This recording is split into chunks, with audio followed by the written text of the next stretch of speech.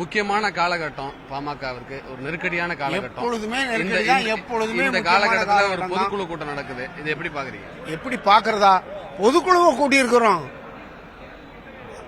மருத்துவர் அன்புமணி ராமதாஸ் அவர்கள் தலைமையேற்ற பின்னாலே தொடர்ந்து எல்லா நிகழ்ச்சிகளும் முறையாக நடைபெற்று வருகின்றன. இப்பொழுது மாநில அளவிலே கூட்டப்பட்டிருக்கிற இந்த பொதுக்குழு கலந்து கொள்ளக்கூடிய பொதுக்குழு உறுப்பினர்கள்லாம் மகிழ்ச்சியாக உறுதியாக இந்த இதில் கலந்து கொள்கிறார்கள். அவர்களுக்கு மேலும் மேலும் என்ன சொல்றது, பேர ஆர்வமும் பெரு முயற்சியும் உழைப்பும் அவர்களுக்கு வந்துவிட்டது, திறன் வந்துவிட்டது, உழைப்பு திறன். மருத்துவர் ராமதாஸால் தான் நீங்க பொதுச்செயலரா உருவாக்கப்பட்டீங்க. அப்படி இல்லை, அப்படி சொல்லக்கூடாது. பாட்டாளி மக்கள் கட்சி நிறுவனர் மருத்துவர் ராமதாஸ் அவர்களை கொண்டிருக்கிற பாட்டாளி மக்கள் கட்சி பொதுக்குழுவால் தேர்ந்தெடுக்கப்பட்ட பொதுச் செயலாளர், அப்படி சொல்லணும். Not nominated but elected. புரியுதுங்களா? ராமதாஸ் தான் உங்களை முன்னிறுத்தினாங்க இல்லையா? ஐயோ, ப்ரப்போஸ் பண்ற யார் வேணாலும் ப்ரப்போஸ் பண்ணுவாங்க, அது வேறு. நான் பொதுக்குழுவால் முறைப்படி, விதிப்படி, சட்டப்படி, தேர்தல் ஆணையத்தினுடைய ஏற்பின்படி தேர்ந்தெடுக்கப்பட்ட ஒரு பொதுச் செயலாளர். நான் தொடர்ந்து இருந்து கொண்டிருக்கிறேன்.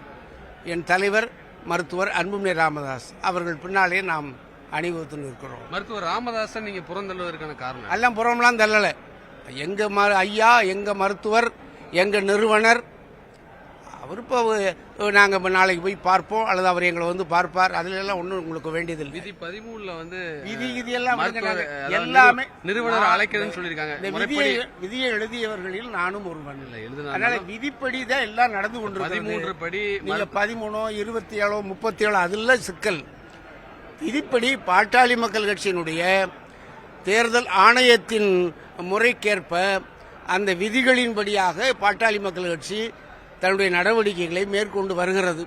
இதுவும் அப்படித்தான். நிறுவனர் அழைக்கணுங்கிற மாதிரி விதி இருக்கு. எல்லாம் அழைச்சாச்சு. அழைப்பு விட்டுருக்கு, அவ்வளவுதான். அவருக்கு அழைப்பு விட்டுருக்கு. எதிர்த்துக்கெல்லாம் பேசாதே, அதெல்லாம் அங்கதான் பேசணும். எதிர்க்கிறோமா ஆதரிக்கிறோமான்னு நீங்களா கிளப்பி விட்டுட்டு இருக்க கூடாது. புரியுதா? ஊடகங்கள் நடுநிலையோடு தான் நீ இருக்கணும். இல்ல இல்ல இல்ல, எங்களை கீழே வீழ்த்துற மாதிரி இருக்குது. நீதிமன்றத்தை நாடி இருக்காருல்ல அவர் இந்த பொதுக்குழுக்கு எதிராக. அம்மா எதுக்காக நான் கேட்கிறேன். எதுக்காக? நீங்க அவரை தானே கேட்கணும். ஏயா வழக்கு போட்டேன்னு அவரை தான் கேட்கணும். நான் அதை சொல்ல முடியுமா?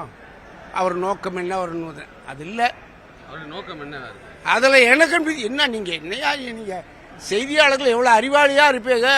நீங்க வந்து அவர் என்ன நினைக்கிறார் நான் எப்படி சொல்லலாம்? எனக்கு தெரியுமா அவர் எண்ணம், நோக்கம்? மகிழ்ச்சி, மிக்க மகிழ்ச்சி.